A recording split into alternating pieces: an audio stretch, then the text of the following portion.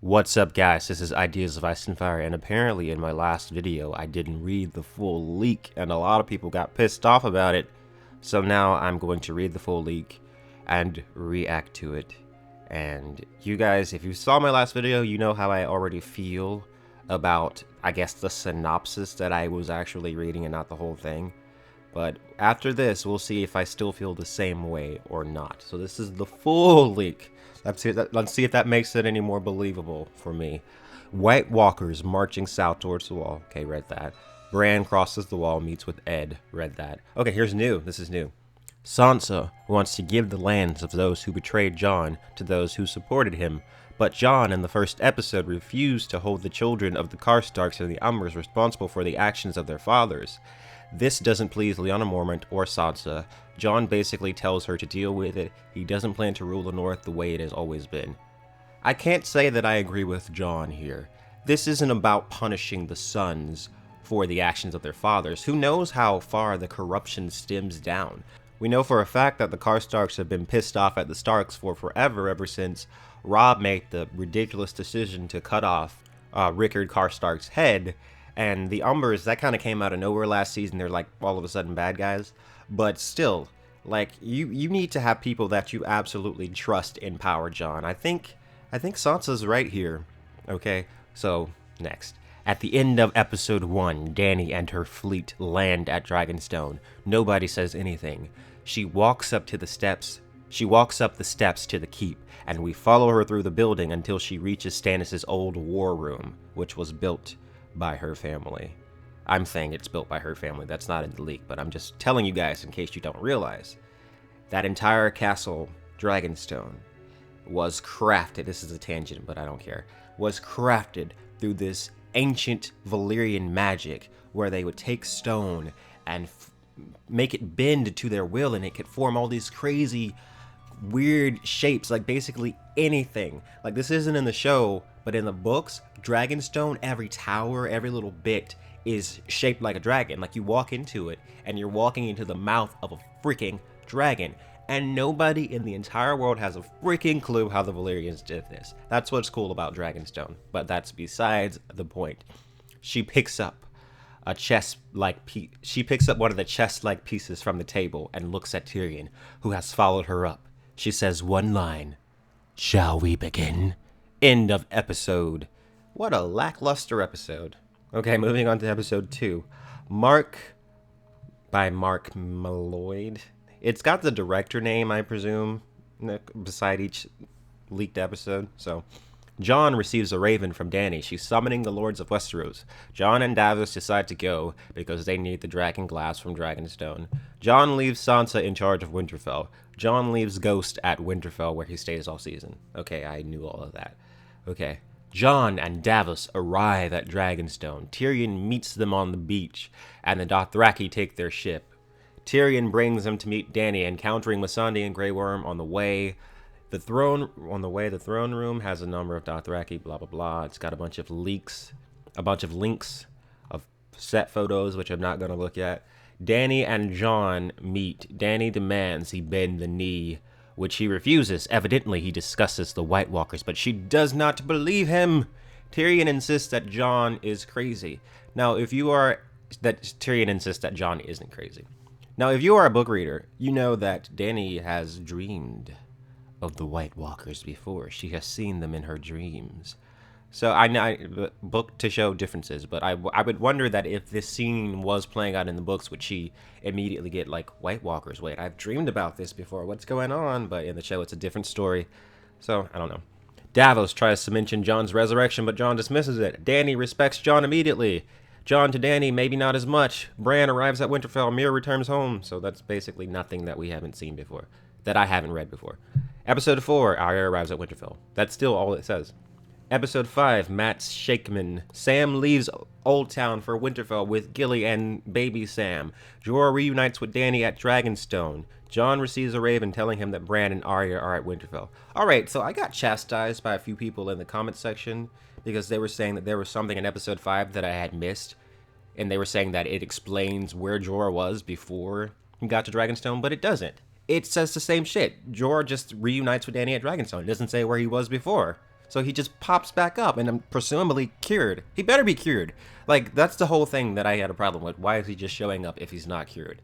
He could possibly infect everybody with fucking grayscale. Like, dude, people, do you people realize how serious grayscale is? I don't think that the show has really pushed that into the minds of people. Grayscale is some serious shite. Like Shireen, Princess Shireen, she was fine because she had grayscale when she was a baby, and she was pretty much more or less cured, even though the free folk beyond the wall believe that you're never cured from it, and that one day it could just sprout back up and just infect everybody. But the disease that Jorah has in the show is uber contagious. Like, crazy contagious. You don't even want to be near. You could bump into somebody, and then from that it's just like a fucking gigantic infection, which he does not need to be there if he's not cured. It's insane that he even comes anywhere near Daenerys Targaryen. It's insane that he did it last season, or was it last season that he was? Yeah, it's crazy. It doesn't make any sense. Jaime, Bronn, Tyrion, and Davos have a secret meeting at some point where Tyrion tries to persuade them to surrender to Dany, which Jaime ignores. Unclear if this happens before or after Dany ambushes the Lannister army. Okay, I've read all that. Gendry in King's Landing making weapons. He is found by Davos. Whatever. Episode 6. The party arrives at Eastwatch by the sea, though it's likely they leave Dragonstone during episode 5. Tormund is there with the Hound, Beric and Thoros in the dungeon. Davos stays behind while Jon takes the Hound, Beric, Thoros, Tormund, Jorah, and Gendry white hunting. So they're off looking for a white. Why? I'm not necessarily sure. From what we've seen of the White Walkers in the show, it seems like they just kind of hang out until they're told what to do. So I can't imagine that them finding one just hanging out somewhere, because I don't think people make the distinction often enough. There's a difference between I know that I say this a lot, but there's a difference between the whites and the White Walkers. White Walkers, ice demons. Whites, reanimated corpses. The reanimated corpses just do what the White Walkers command. So you remember when Bran touched the vine without the Three-Eyed Crow telling him to, and he saw the Night King and all that? The Whites were just all kind of just aligned, waiting, just doing nothing. So they wouldn't just be hanging out like zombies in The Walking Dead. I don't get how you mean. I mean, if you're going to go white hunting, you're going to encounter an entire horde, and then you're going to be fucked. Why would you want to go white hunting? That doesn't even make sense to me. You want to get away from these things and prepare for when they attack. So, okay, I don't really get that. The team is attacked by the Night King army. Yeah, that's what happens when you go looking for a goddamn white, including a white polar bear. The bear kills Thoros, apparently a slow death. All right, I've read that before. No, white polar bears from the book, like I said in the other video. They are surrounded on an island on a frozen lake, and they are nearly overcome when Dany and her dragons show up. She flies most of them back to Eastwatch, but Jon is left behind. Now, in the last video, I said that there was no canon to support that a non-Targaryen could be on a dragon, but I was wrong. That has happened at least one time before, but I'm pretty sure another Targaryen was with that person when they were on the dragon, or something like that. I don't really remember clearly, but as everyone pointed out in the comics, I was wrong about that. So there is evidence that you can use a dragon to show for people, I guess. Okay. Jon is almost killed, but Cold Hands Benjen arrives and sends Jon off with his horse while continuing to fight the horde. Jon watches Benjen be sworn by the undead as he rides half dead to safety. Viserion is killed and raised as the Night King's mount. Now this is the bit that caused all the hoopla. This is what everyone's going crazy about. Viserion as a white dragon. Okay. Now, for some reason, in my mind, I've always viewed this is book. I'm talking about the books now, so if you don't want to hear that, then sorry. In my mind, the way this story is written, it's a song of ice and fire. These two elements oppose each other. You have the White Walkers, which are ice made flesh. You have dragons, which are fire made flesh. They are two halves of this grand song. Now, dragons are not just beasts. There's powerful magic behind them. When the dragons were born, it was felt across the entire world. Magic got stronger. There's talk in A Clash of Kings, the very next book, about how the pyromancer spells that never worked before are suddenly working. And then there's mention throughout these books that people believe that, well, certain people that are more learned believe that ever since the last dragon died, that magic slowly started to leave the world. So there's powerful magic behind the dragon, the being that is the dragon. There's something very majestic and almost like godlike about them, honestly. So I never really expected that ice would overcome fire in such a direct way. I never saw that happening. Maybe a dragon dies, but I didn't think that the Night's King would have the ability to then reanimate that corpse, and then the corpse is breathing blue fire. That's the thing, the blue fire, I mean, I get that it's stylized and that it would look cool, but why exactly is it blue? It would make more sense if it was frost or just like ice. How does a being whose power is bound in ice control fire like that? I mean, it doesn't make a lot of sense to me. Like, I'd rather see an ice dragon than Viserion be turned into a white. Jon offers to lay down his title as King in the North if Dany and her forces will help against the White Walkers. This scene is private, whatever this scene is private means. Okay, there's a few reasons why this doesn't make sense. Westeros is supposedly going to be Dany's kingdom, so he's like, okay, I won't be King of the North if you'll just save everybody from total destruction. I mean, she should be willing to do it anyways. It doesn't make any sense. Like, she should see the threat of the White Walkers and be like, okay, I have to stop that, or else I'm fucking dead too. I mean, she could maybe just like fly off somewhere, but still, if you want Westeros, you're gonna have to deal with the White Walker problem. You know, it's not like he shouldn't have to pay her with his crown in order to get her to help to fight against the White Walkers. That makes very little sense to me. Okay, episode 7. Sansa sentences Littlefinger to death, which Arya carries out. Cersei awakens in a bed soaked with blood. Blah blah miscarry. Sam and Bran figure out Jon's heritage. He's apparently a legitimized Targaryen named Aegon. Watch my other video to find out why I had problems with that. And I still do. I've read some of you guys' comments defending it, but here's a few reasons why I don't think it's true. Here a few more reasons. Okay, so we don't know exactly when Jon was born, if he was born in the Tower of Joy.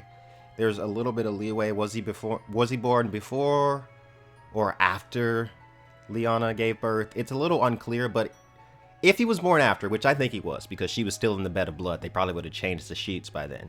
So what happened? What I think happened. Lyanna was pregnant, like very close to giving birth. Rhaegar knew he had to go fight off on the Trident, so he left. And he probably said, this child is going to be named blah, blah, blah, before he even left. All right? And then he left to go fight. And then Lyanna has the baby later. Prince Aegon would have been alive at that point already. So Rhaegar would have had to been like, oh, what was the name I gave my other son? Aegon. Oh, yeah, name him that too. I like that name. That doesn't make any sense, guys. And then I saw someone say that Rhaegar only named his first son Aegon because he thought that he was the prince that was promised. And then when he realized that Jon was probably the prince that was promised, he named that kid Aegon too. But that still makes no sense, because what the flip does the name Aegon have to do with being the prince that was promised? Jon and Dany have wild and crazy sex for some reason. And then the wall falls at the end of the episode. The Night King attacks the wall with the reanimated Viserion. He now breathes blue flame. Okay. The wall fall. How does the wall fall? Does he just breathe dragon fire on it? See, that's the thing about the wall, is that there's powerful magic protecting the wall as well. I'm not sure how the wall is going to fall. They really don't give a description here.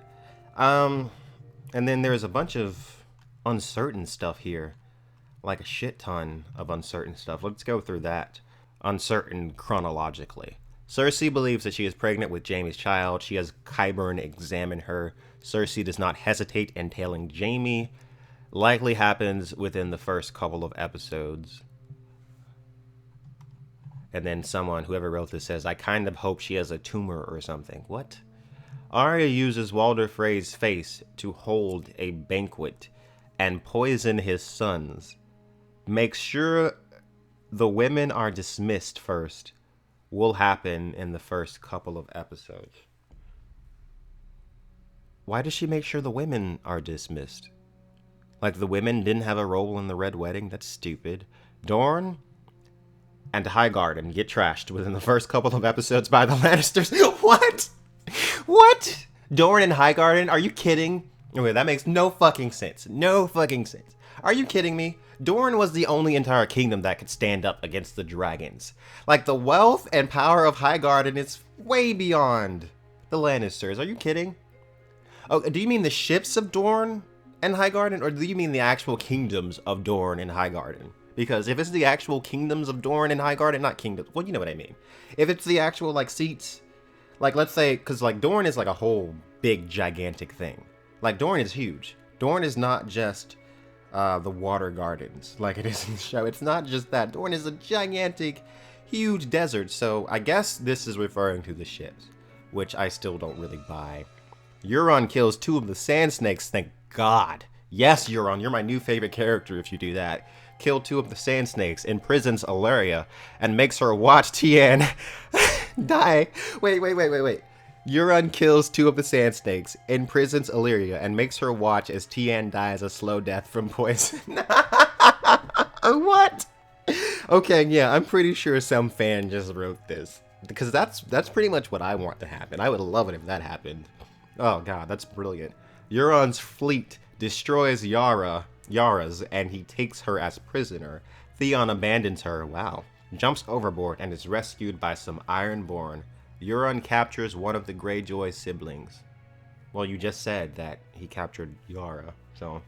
Dany torches some Westeros lords, including Sam's father and brother. Why? Why would she do that? That doesn't make any sense. That seems like more like something that just like a fan wrote. Like, oh, that guy was an asshole, so Dany's gonna come over here and burn him with the dragon. Whatever. Tyrion persuades Dany that most of the people who would die in a direct dragon attack on King's Landing would be innocent. Well, that seems pretty obvious. You know, she should already know that. Jorah and Sam meet in, but then again, who in King's Landing is really innocent? Jorah and Sam meet in Old Town to find a way to cure his grayscale. Okay, so there's the Jorah thing. It's right there, okay. They meet in, okay, that's still, okay. Look. He should be banished off to a fucking island somewhere. Not in a huge city like fucking Old Town. Are you kidding me? Whatever. Tyrion spends most of the season advising Dany, obviously. Tyrion plans an attack on Casterly Rock involving a secret sewer entrance that he used to sneak whores into the castle. I don't buy that for a couple of reasons. But whatever. Arya encounters Nymeria on her way to Winterfell. Must happen within episode 1 to 3.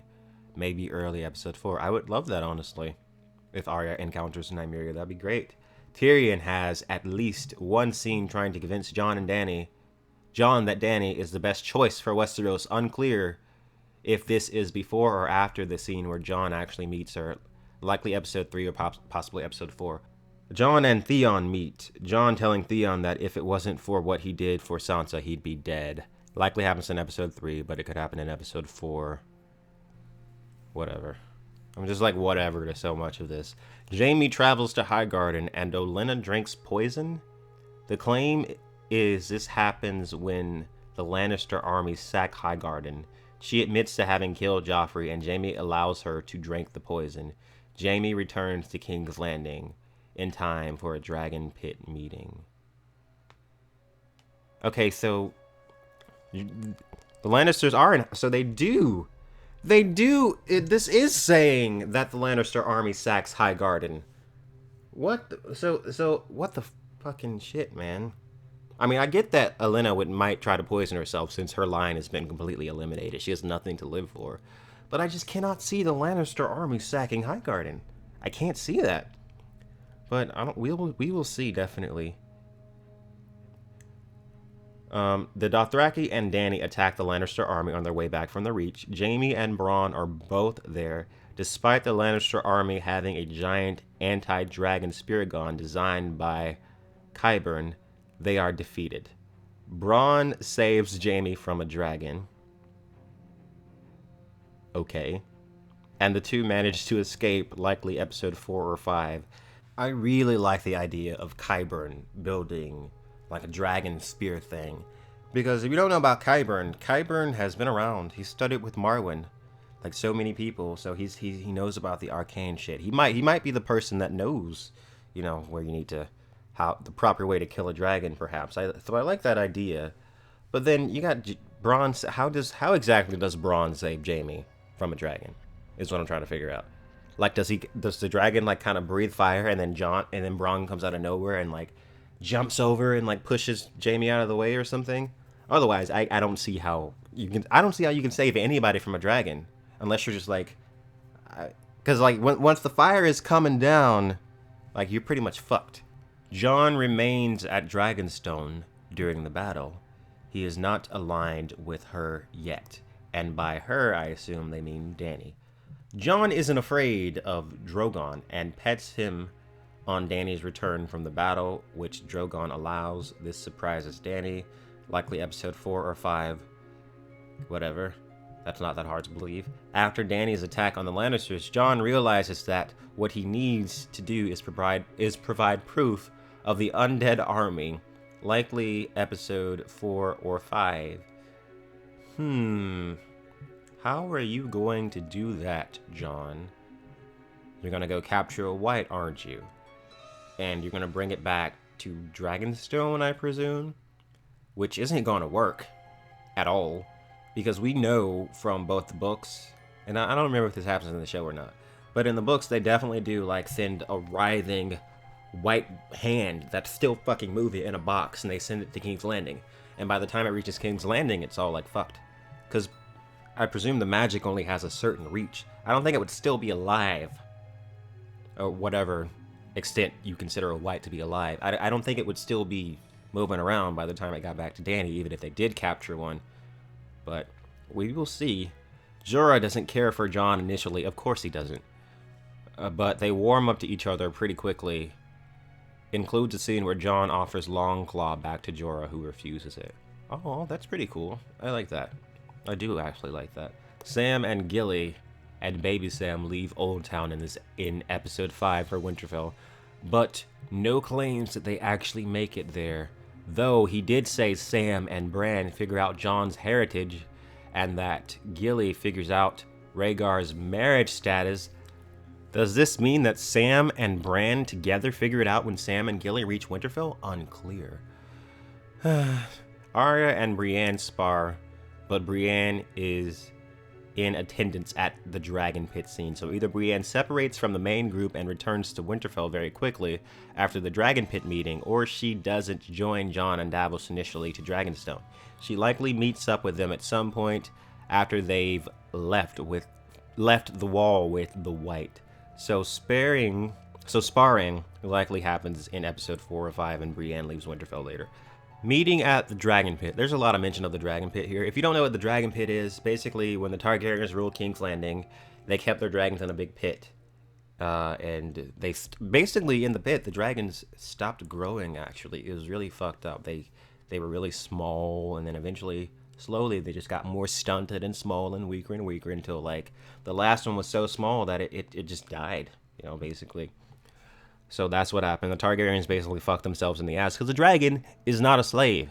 That's what you gotta realize. The dragon is not a freaking slave. You can't keep it chained up. It is a free, majestic being, and you can't keep it locked up. Wild horses run unbridled, or their spirit dies. So you can't keep something like a dragon locked up and expect it to be happy and safe, alright? It's not gonna happen. So basically, there's a meeting at the Dragon Pit with basically everyone. They demonstrate the reality of the White Walkers, and it terrifies Cersei. Apparently, the mountain chops up the White, and it keeps moving. Jon shows them the only way to kill it is with dragon glass or fire. She tells them that she will send forces to help defeat the undead, but admits to Jaime that she was lying. She wants the undead clear. She wants the undead to clear out as many of her enemies as possible. Disgusted, Jaime begins to ride north. Likely happens in season 7. So, I mean, I don't even think Cersei is that fucking crazy to just be like, you know, let them kill everybody first. That doesn't make any sense to me. You do realize that once they kill everybody, all those people that they killed, they're gonna wake back up from the dead and then fight you. I don't even think Cersei's that stupid. So Daenerys, Davos, and Brienne have been confirmed for filming at least one scene together, assumed to be at the Dragon Pit, but the location of the scene is not actually confirmed. Okay, there's a little bit more here. Tyrion takes a moment to talk to Cersei alone after the Dragon Pit parlay. Ooh, I wonder what they say to each other. See, that's juicy. That's what I'm looking forward to. Like, honestly, guys, season 2, the season 2 relationship between Cersei and Tyrion is like my favorite duo ever. Like, all the moments that they have alone where they're like, where Tyrion's like cracking jokes on Cersei, and Cersei's getting all butthurt and saying that really vicious things like, you killed my mother, and you know, and stuff like that. It's so good. I love that. So I want to see those two back together. There will be a flashback scene to Rhaegar and Lyanna's wedding. Whatever. Littlefinger tries to play Arya and Sansa against each other, using the latter Sansa wrote to Robb at the behest of Cersei and Littlefinger. To swear fealty to Joffrey, Sansa figures out that she's being played with Bran's help. Okay. So, that is the full, entire plot leak from Reddit. Okay. The last time I didn't actually get it from Reddit, I got it from somewhere else, and it was apparently the Cliff Notes version, but this is the whole thing, apparently. And if you just look at this, you can see so clearly that it's all just built around, like, set photos and, like, speculation. It's all just, like, crafted to make it seem realistic, and it all doesn't really align that well, honestly. Like, someone built what they think the season is gonna be like based around all the set photos that they've been seeing, because there's so many of them. But, you know, I still don't buy most of this. Some of it might be true, hell, but I am still very, very skeptical, as you all should be. You shouldn't just see something like this and just accept it just because you want to believe it, no matter how cool. I mean, a white dragon would be cool as hell to see on screen. I don't deny that. I just don't think that this is real. First of all, I think HBO takes the proper precautions. This is the biggest show in the entire world. They're not gonna let what happened during season, was it 4 or 5, where the first 4 episodes leaked? But that was because of the HBO Now thing that they were just trying out. But they wouldn't let something of this level happen. There's so much money behind this. Come on, guys. I can't buy it. But thank you guys for watching. Make sure you like and subscribe for more ideas of Ice and Fire. Unified Theory nowhere in sight. It's November 1st, and I said that it might be up by the end of October, but it'll happen. It'll happen pretty soon here, guys. So peace out, dudes. Make sure you like and subscribe for more ideas of Ice and Fire.